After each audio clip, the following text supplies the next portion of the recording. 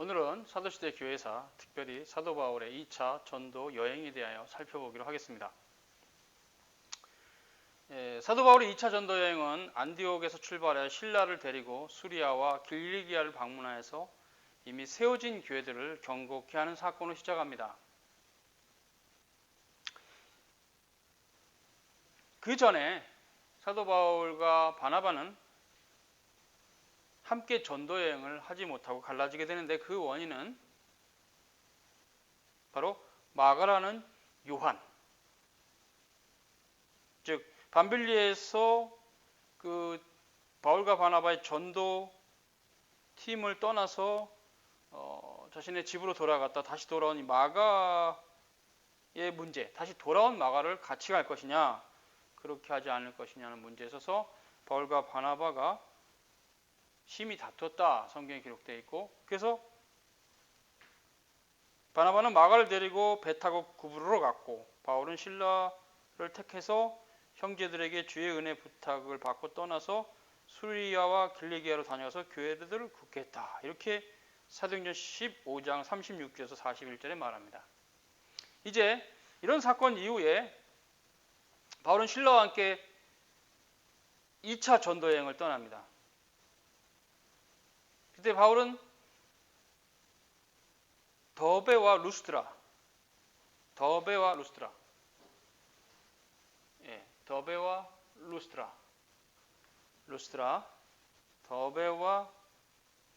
루스트라, 이고니온 비슷합니다. 루스트라, 더베와 루스드라이로 가서 디모데라는 제자를 만납니다.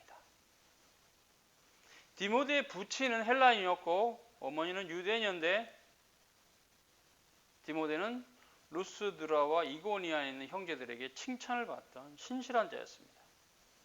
그래서 바울은 그를 자신의 전도 행렬에 함께 참가시키려고 했습니다. 유대인의 간섭을 존중해서 디모데에게 할례를 받도록 했습니다. 이때 사도 바울이 디모데에게 할례를 허락한 사건은 신앙적인 문제나 종교적인 문제가 아니라 그냥 유대의 관습의 관점에서 그가 유대인이니까 허락한 겁니다. 예전에 사도들의 규례는 유대인은 유대인의 간습을 따라서 할례를 시행하든가 말든가 상관없고, 우리는 최소한 이제 새롭게 이방인으로서 교회에 들어온 자들의 할례를 하지 말라, 이렇게 된 겁니다. 즉 이제는 새 언약의 교회는 유대인들이 유대인으로서 하는 할례는 그들의 단지 종교적인 의식에 불과하며 의미가 없다. 다만 그러나 새 언약의 교회 안에 들어온 이방인들에게까지 할례를 강요할 수는 없다. 그래서 할례를 폐지한 겁니다. 그 의미는 할례 자체가 의미가 없어졌으므로 이방인 신자들에게는 하지 말고 유대인 신자들에게는 그들의 필요를 따라 그냥 그들의 문화로서 your culture 너희들이 그냥 릴리전 컬처, 종교적 문화로서 그냥 하는 식으로 해서 허락이 된 겁니다. 그래서 바울은 디모데에게 할례를 받도록 합니다. 이것은 사도행전 15장의 할례를 금지한 법과 전혀 충돌이 되는 게 아닙니다. 왜냐하면 그것은 그 당시 유대인들이 할례에 대한 강한 의식이 있을 때 그 의식에 대해서 불필요한 충돌을 피하기 위해서 할례가 이제 의미가 없어졌으므로, 근데 너는 유대인이기 때문에 유대인의 어떤 그런 관습이 있으면 그냥 단지 관습의 차원에서 허락한 겁니다. 종교적이거나 신앙적인 문제나 교리적인 문제가 아닙니다. 자, 그래서 할례를 받고 디모데를 데리고 갑니다. 그러나 사도행전 16장 4절에 보면 여러 성으로 다녀갈 때 예루살렘에 있는 사도와 장로들이 작정한 규례를 주어 지키게 하였다. 디모데에게는 할례를 허락했던 바울이 인근의 교회를 방문하면서는 사도와 장로들의 규례, 즉 사도행전 15장을 말합니다. 할례를 시행하지 말라는 이 명령서를 전달하면서 이제 교회는 할례를 시행하지 말라 합니다. 유대인들에게는 선택권을 주는 거죠. 너희들이 어떤 문화 가운데 그냥 쓸데없는 짓인데 하려면 해라. 그거에 덕을 세우기 위해서 싸우기 싫다. 그러나 최소한 이방인들에게까지 그것을 요구하지 말라. 너희들도 그 하려는 의미가 없으므로 안 받아도 된다. 받아도 상관없다. 우리하고 관계없다. 이런 식으로 끊어버린 형태로 바울이 디모데에게는 그 유대 문화에 대한, 유대 컬처에 대한 예우 차원에서 할례를 허락했지만 인근 교회를 방문할 때는 절대 사도들의 귀를 따라 교회는 할례를 시행하지 말라 합니다. 즉 유대교의 방식으로 디모데는 할례를 받았고 교회, 거룩한 새 언약의 거룩한 보편교회 방식 안에서는 할례는 시행하지 말라고 바울이 말합니다. 상당히 할례에 대한 사도 바울의 플렉시블한 사고방식, 굉장히 중요합니다. 이제 의미 없다는 거죠. 교회는 공적으로 행할 수 없다. 교회가 공적으로 행할 수 없지, 유대인들이 자기들 사적으로 자기들 방식으로 행하는 거에 대해서는 그냥 열어놨어요. 그런 걸로 싸우기 싫다. 알아서 해라. 우리는 아무 상관없으니까. 유대니까 너가. 그러나 교회는 공적으로 절대 할례를 시행하지 말라고 사도행전 16장 4절에 바울은 그렇게 가르치고 부르기아와 갈라디아를 지나서 무시아로 행합니다. 그래서 바울의 행보는 수리아 안디옥에서 여기서 이렇게 가는 형태, 이렇게 가는 형태를 취하고 있습니다.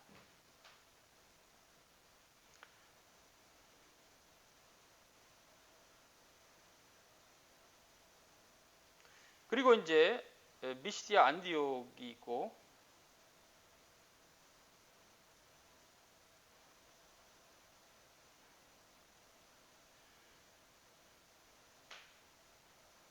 무시아에서 보면 비두니아로 가고자 했다 이렇게 되어 있어요.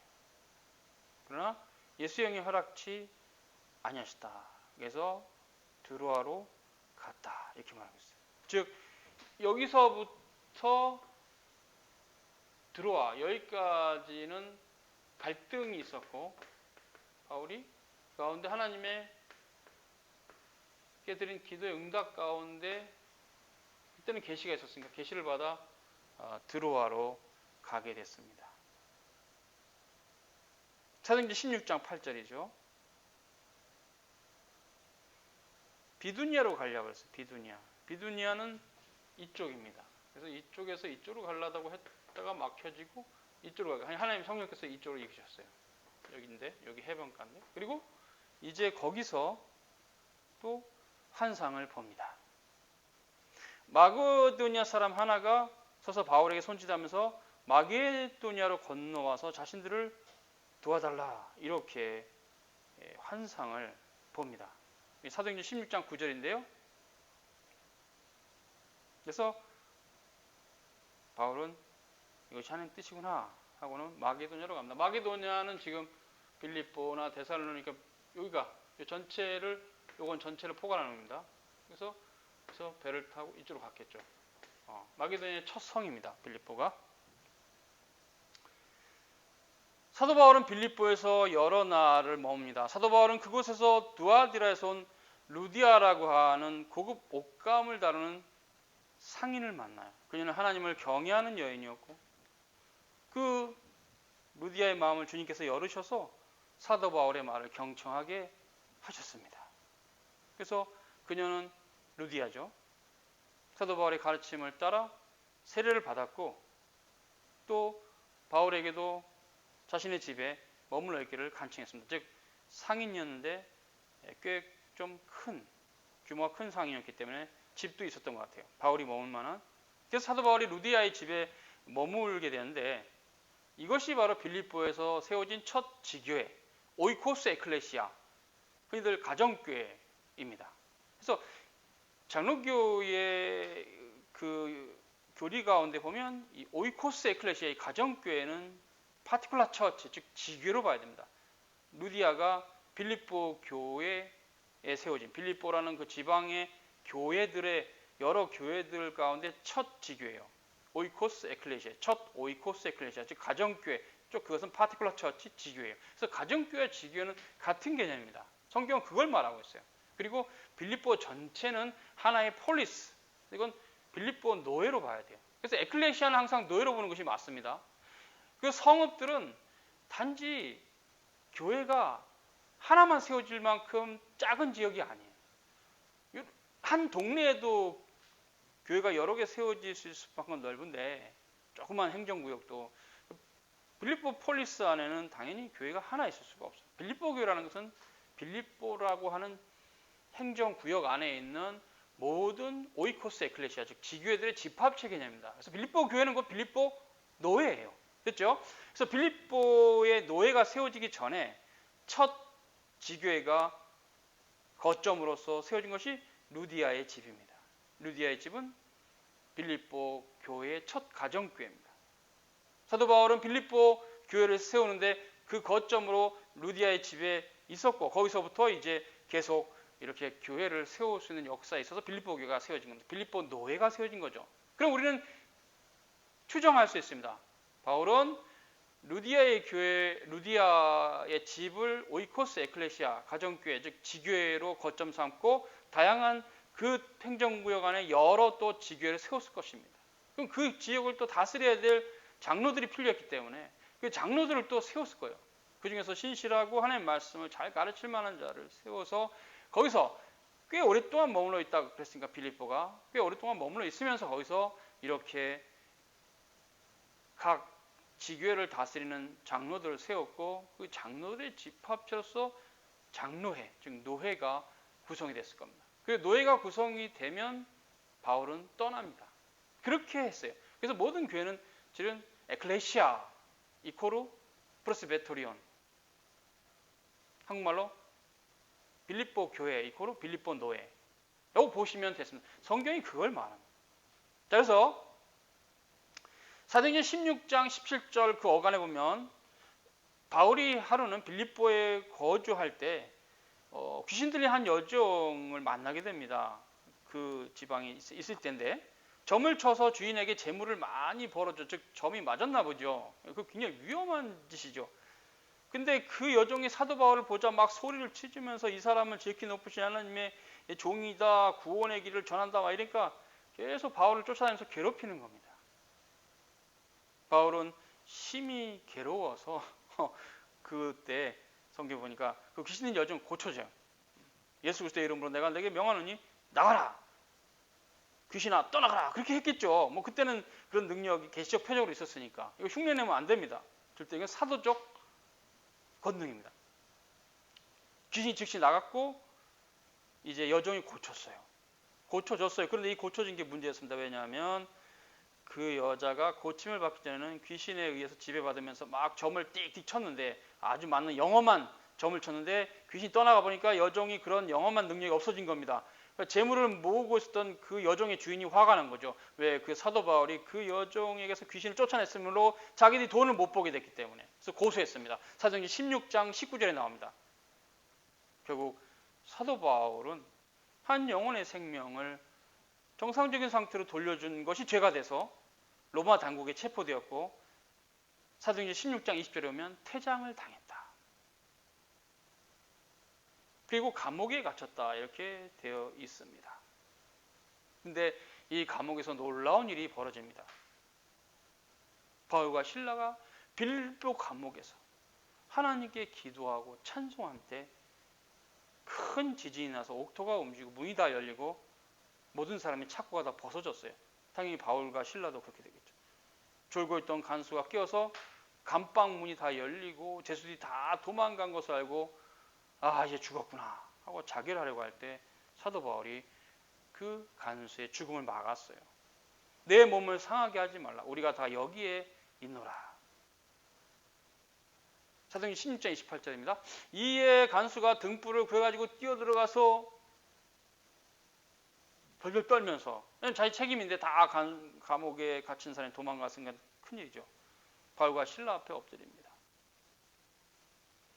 그때 그가 그 심각한 상황에서 사도 바울에게 했던 말은 선생님이여 제가 어떻게 해서 해야만 구원을 얻습니까? 예수님. 님의 복음을 이제 바울이 전하죠. 보세요. 주 예수를 믿으라. 그리하면 너와 내 집이 구원을 얻으리라. 그리고 바울은 아마 그 말씀 이후에도 하나님 나라에 대해서 자세하게 설명했을 것입니다. 그 간수와 온 가족은 그 복음을 믿고 크리스찬이 됐어요. 이제 루디아의 가정이 오이코스 에클레시아로서 첫 지교회가 형성됐는데 이제 이 간수의 집이 또 하나의 지교회가 된 거죠. 이렇게 사도시대 오이코스 에클레시아는 지교회를 말합니다. 이렇게 지교회들을 세워갔어요, 바울은. 간수는 사도 바울과 신라가 매맞은 상처를 씻어주고 온 식구들이 함께 세례를 받았습니다. 그리고 그 일행들을 자기 집으로 데려가서 식사를 대접하고 하나님을 믿게 되었어요. 온 가족이 함께 기뻐했다. 이렇게 사도행전 16장 34절은 말하고 있습니다.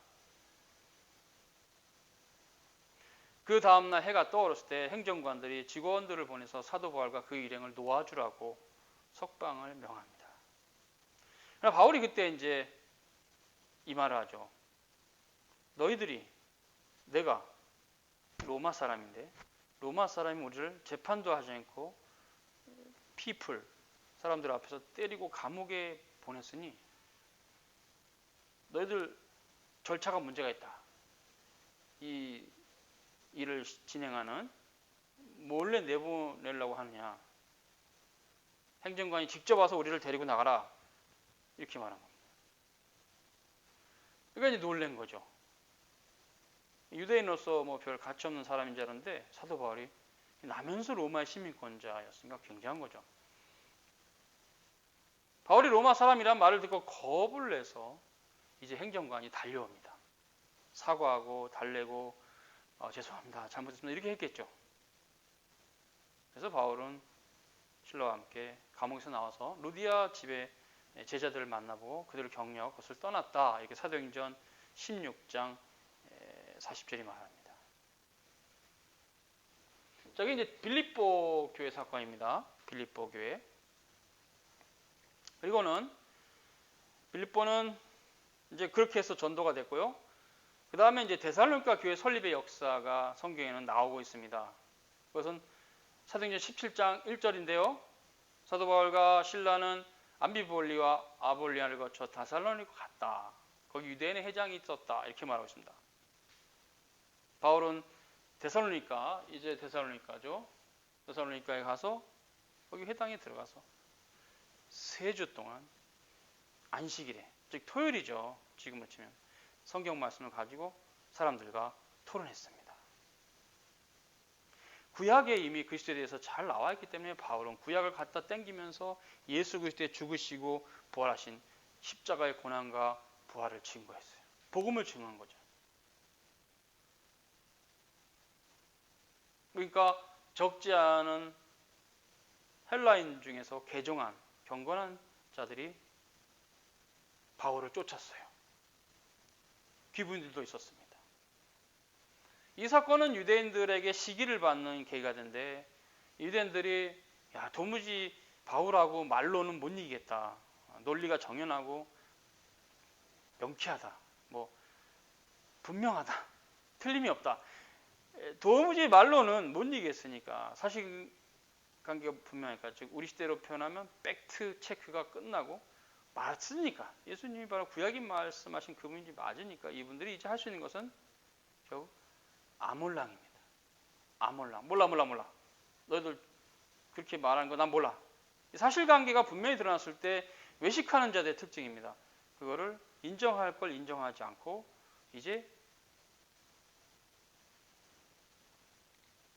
무레배들을 동원해서 때를 지어서 바울을 치는 거죠.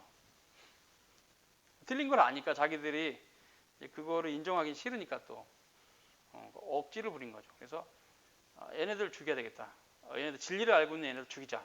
얘네들 죽이면 우리의 거짓말이 계속 남아있는다. 거짓말이 진리로 계속 남아있다. 이런 식으로 진리 아닌 것을 진리로 남기기 위해서 유대교에 있는 유대인들은 바울을 죽이려고 했어요. 사실 바울은 가말리엘 문화생이기 때문에 율법을 누구보다 잘하는 분이었어요. 그러니까 당연히 그리스도에 대해서 증거하면 피할 수 없죠. 구약을 하나씩 가져 땡기면서 딱딱 때리니 감당이 안 됐겠죠.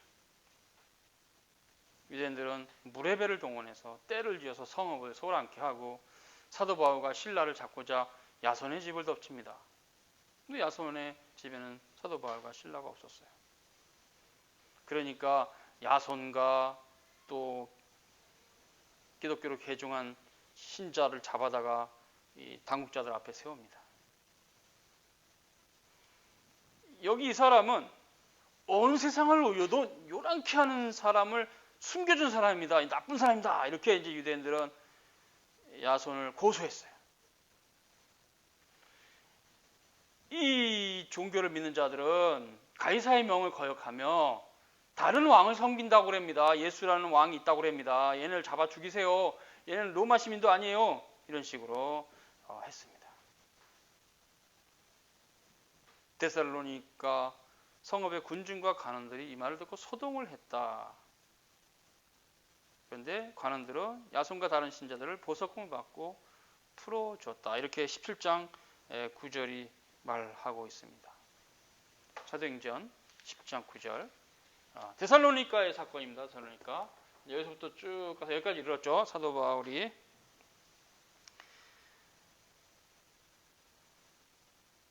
바울은 거기서 전도했고 또 어느 정도 교회를 세울 수 있어요. 그리고는 이 사건 이후에 어디로 가냐면 베레아로 갑니다. 풀려나니까 더 이상 못 있겠다 해서 그 17장 10절에 있는데 사도행전 밤에 형제들이 바울과 실라를 베레아로 보내니 저희가 이르러 유대인의 회당에 들어갔다. 베레아로 갑니다. 베레아로. 또 베레아로 가서도 유대인의 회당에 갑니다. 이 바울의 상당히 지혜로운 전도법인데요. 결국 이제 우리가 지금은 교리가 정리됐으니까 알죠. 사도들의 규례를 따라 새 언약의 안식일은 주일입니다. 영어로 썬데이. 세터데이가 바로 유대인의 안식일이에요. 바울은 유대인의 안식일 날 들어가서 그들에게 복음을 전하고 그 다음 날 안식 후 첫날 주님 부활하신 날 주의 날 교회를 세우는 놀라운 역사는 하나님 뜻 가운데 있었던 것이고, 그래서 안식일이 구약과 신약이 하루가 변형된 것은 하나님 뜻입니다. 섭리기도 하고 교리적으로 맞습니다. 그건 신구약 경륜의 차이입니다. 구약의 경륜은 창조가 마친 거라면, 왜냐하면 첫 창조니까. 새 언약의 주일은 첫 창조가 아니고 재창조니까 시작점이에요. 예수님 부활하신 날이 재창조 시작이에요. 그래서 한 날이 신약은 변개된 겁니다. 이 경륜의 차이예요. 그래서 이제는 새 언약은 로스데이, 주일을 지키는 것이 새 언약의 안식일입니다. 주일이 새 언약의 안식입니다. 그래서 이제 베레아에 가서 유대인의 회당에 들어갔고, 그 베레아 사람들은 성경에 데살로니아 사람보다 더 신사직에서 간절한 마음으로 하나님의 말씀을 받고 날마다 성경을 상고했다. 이렇게 말하고 있어요. 그 중에 많은 사람들이 결신했고요. 또 헬라 기부인과 여러 남자들도 있었다고 그래요. 그런데 데살로니가에 살던 유대인들이 그 무레베를 동원했던 애들이 베레아에도 무리를 선동해서 무레베들을 데리고 와서 소란을 피웠어요. 사도 바울은 거기서도 복음을 전하고 급히 떠납니다. 거기서 배를 타고 아테네로 떠났다. 배를 타고 아테네로 떠났다. 이렇게 말하고 있습니다. 아테네는 어떤 곳입니까? 그리스 문명의 중심지고 그리스 철학의 중심지였죠. 그러니까 굉장히 철학이 발달한 땅이었어요. 그러나 사도 바울은 아테네를 가보니까 온통 그 성읍에 우상이 가득한 걸 봤습니다. 그래서 크게 격분하였다라고 사도행전 17장 16절이 전하고 있습니다. 바울이 아덴에서 저희를 기다리다가 온성의 우상이 가득한 것을 보고 마음에 분하였다. 이렇게 말하고 있습니다. 이제 아테네에서의 사도 바울의 전도는 독특합니다. 왜냐하면 아테네 지역이 독특한 지역이에요. 그 유대인들과 유대교로 개종한 경건한 이방인들과 토론을 했는데 아고라라는 광장이 있어요. 거기서 이제 날마다 사람들이 모여서 뭐 정치 토론도 하고 철학도 논의하고 막 하죠. 근데 철학파 중에 에피쿠로스 학파가 있었어요. 주전 340년에서 270년간 살았는데 에피쿠로스가 그 가르침을 따라가는 학파가 있었어요. 또 스토아 학파도 있었어요.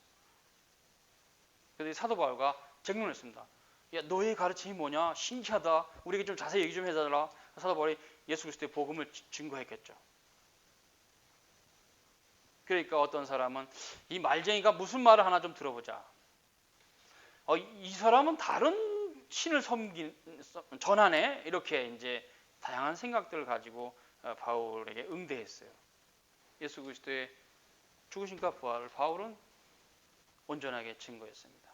사도행전 17장 18절인데요. 어떤 에바구레오와 스토이고 철학자들도 바울과 증언하여서 혹은 이르되 이 말쟁이가 무슨 말을 하느냐 하고 혹은 이방 신들을 전하는 사람인가 보다 하니 이는 바울이 예수와 또 몸의 부활 전함을 인함이로라. 바울은 아고라의 광장에 서서 말합니다. 아테네 시민 여러분, 내가 보기에 여러분은 종교심이 대단하군요. 그런데 내가 돌아다니며 여러분이 예배를 드리는, 신에게 예배 드리는, 경배하는, 예를 들면 제사 드리는 거죠. 살피다가 알지 못하는 신에게 제사를 드린다라는 제단도 보았는데 바로 여러분이 알지 못하는 그 신이 여호와 하나님입니다. 이렇게 해서 바로 하나님을 증거합니다. 엘로힘, 아도나이, 그 하나님 증거합니다. 그러면서 바울은 그 말합니다. 하늘의 하나님은 높으시고 무한하셔서 인간들이 손으로 만든 그런 곳에 계시는 분이 아닙니다. 또 무엇이 부족하셔서 사람들이 이렇게 막 자기들 마음대로 드리는 그런 재물을 받으시는 분이 아닙니다. 놀라운 교리를 지금 바울은 전하는 겁니다. 어쩌면 지금 시대의 교회에게도 하는 말이죠. 우리가 자의적으로 하나님 섬길 수 없습니다. 하나님 말씀 우리에게 말하는 것을 그분이 원하는 뜻에 따라 드려야 되죠. 그런 원리도 여기 있어요. 바울은 말합니다. 계속 오히려 그분은 모든 사람에게 생명과 호흡과 만물을 친히 만들어 주신 분입니다. 또 그분은 온 인류를 모든 족속을 하나의 혈통으로 만드신 분입니다. 그래서 그들의 연대와 거주지를 정했습니다. 그래서 혹시나 이들이 하나님을 더듬어 찾아 발견케 하려 하십니다. 이렇게 말했습니다. 그 의미는 뭐냐면 우리 로마서 1장인 대로 그들 안에 하나님의 형상이 담겨있다는 것을 타락했지만, 그래서 바울은 이렇게 말합니다. 하나님은 우리 각 사람에게서 멀리 계신 분이 아니십니다. 우리 자신의 생명과 모든 걸 주관하신 분은 하나님이십니다. 우리가 그의 힘을 의지해서 기동하며 살고 있는 존재에 불과합니다. 물론 일반은 총이죠. 이런 바울의 선언은. 그래서 헬라 시인의 어떤 시를 가지고 우리가 신의 소송이라고 그 헬라 시인이 말씀하시는데 맞습니다. 우리는 신의 소송입니다. 하나님의 소송입니다. 엘로힘의 소송입니다. 데오스의 소송입니다. 그러나 그 신은, 그 여호와는 금이나 은이나 돌에다가 사람이 이렇게 새긴 형상에 계시지 않습니다. 이전에는 가로치고 예수 그리스도가 오시기 전이죠. 하나님께서 허물치 아니하셨으나 이제는 예수님이 오신 이유죠. 부활하신 이유죠. 하늘에 오신 이유죠. 아버지 우편에 앉으신 이유죠. 어디든지 사람을 다 명하사 회개하라 하셨으니, 하나님이 정의로운 세상에 공의의 심판이 있기 때문입니다. 그 전에 주님께로 우리 구주 예수 그리스도에게 돌아오십시오 하고 복음을 강력하게 증거한 것입니다. 그 관련 구절은 사도행전 17장 22절에 31절을 우리는 볼 수 있습니다. 바울이 이런 복음을 증거하자 혹은 조롱하고 혹은 일에 대해서 다시 듣고자 합니다. 이렇게 하나님의 말씀을 듣고자 하는 자와 그 말씀 우습게 여긴 자로 나뉘는 것은 우리 장로의 관점에서는 예정론입니다. 선택과 유의가 있다는 거죠. 택자들은 하나님의 말씀을 사모하고 유의자들은 하나님의 말씀을 조롱하고 대적한다는 거죠. 사도 바울은 거기를 떠납니다. 근데 몇 사람이 사도 바울을 따르게 됐는데 그 중에는 아레오바하고 법관 디오누시오와 나말이라는 여자 또 다른 사람이 있었다라고 사도행전 17장 32절과 34절이 말합니다.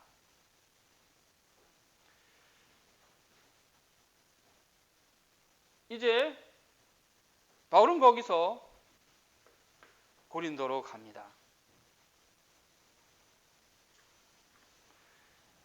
이제 전도 거기서 끝내고 어디입니까? 아테네에서 끝나고 고린도로 간 거죠. 그 고린도에서 바울은 상당히 중요한 인물을 아굴라라는 중요한 인물을 만납니다. 유대인 아굴라, 본도 출신. 그 아굴라도 로마 황제 클라우디우스가 모든 유대인들에게서 로마를 떠나라 해서 로마에 있다가 이주한 것입니다. 그의 아내 브리스길라와 함께 이달리아로부터 새로 고린도로 이주해서 살고 있었습니다.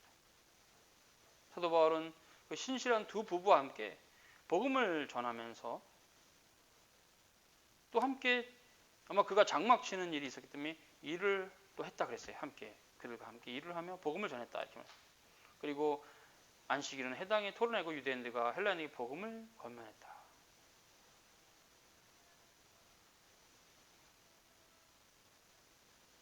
그러니까 바울이 먼저 가 있었죠, 고린도에. 근데 실라와 디모데가 마게도니아로부터 내려와서 이제 사도 바울을 만납니다. 사도 바울은 바로 그때 하나님의 말씀을 증거하였고 유대인들은 그 말을 듣고 반대하며 욕설을 퍼붓고 난리를 쳤어요. 바울은 여기서 자기 동족이라도 마음의 실망을 했겠죠. 이렇게 말합니다. 자신의 옷에 먼지를 떨어버려. 그리고 그대들이 멸명을 당하여도 우선 그대들의 책임입니다. 나에게 어떤 잘못도 없습니다. 이제 나는 이방인에게로 갈 것입니다. 이방인의 사도로서 자신의 사명을 더 분명히 선언합니다. 그리고 그 밤에 환상 중에 주님께서 바울에게 나타나셔서 말씀하십니다. 너는 두려워 말라. 계속 복음을 전하라. 침묵하지 말라. 내가 너와 함께 있으니 아무도 너를 해하지 못할 것이다. 이 도시에는 택한 나의 백성이 많다. 바울은 고린도 교회에서 1년 6개월을 거주하며 하나님의 말씀을 강론하고 거기도 당연히 고린도 노회로 세웠을 것입니다. 고린도 교회가 고린도 노회죠. 똑같은 방식입니다. 고린도 폴리스 안에 여러 집회들이 생기면 그 집회를 관리하고 또 말씀을 전하고 치리할 치리권자들로서 장로를 세우고 그리고 그 장로들의 회합체로서 장로회를 구성하고 떠났을 것입니다. 바울은 고린도에서 신자들과 작별하고 브리스길라와 아굴라와 함께 시리아로 떠났다. 이렇게 말하고 있습니다.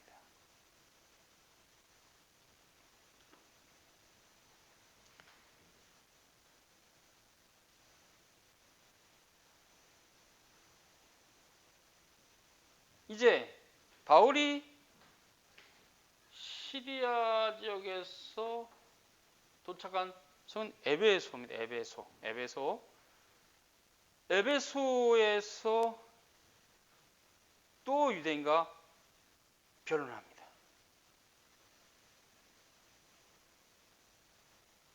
거기서는 좀 몇몇 사람들이 복음을 들었어요. 사도행전 18장 19절입니다. 볼까요? 사도행전 18장 19절.